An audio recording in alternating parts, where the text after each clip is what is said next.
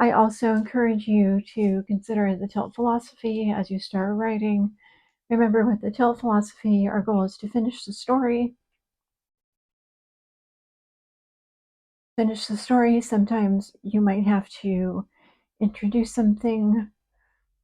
For example, maybe a little bit of magic, maybe something that could never happen.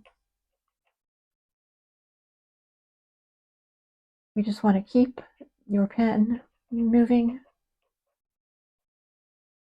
until the end. Remember,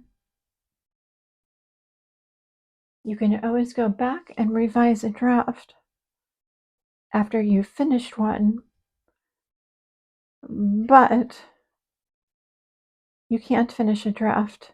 You can't revise a draft if you haven't written one.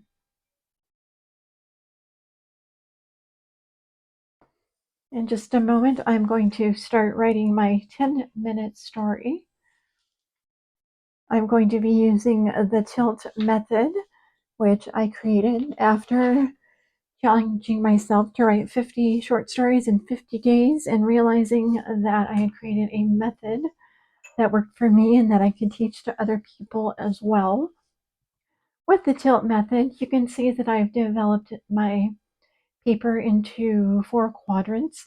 I've split it into 4 segments, and I have each one marked. The first I've marked C for character, W is for what the character wants, T is for the tilt or the challenge, the W is how things wrap up, and down here I have the last word. Now, when you're writing your story, you're going to be using different color markers, and you're also going to be tilting your paper as you write. The purpose for this is to help your brain remember that it's time to switch to the next section and to keep yourself writing. So I'll start writing in this section. As I finish the character section, I'll go to the what the character wants. I'll tilt again. This tilt section is where I'll make sure that I've introduced my obstacle for the character. I'll come to this section where I'm wrapping up the story. And then down here, this will be where I have my last word, an aha moment, something the character has learned, or some sort of surprise for the readers. So that's how the tilt method works. I like to use an hourglass to keep myself on task.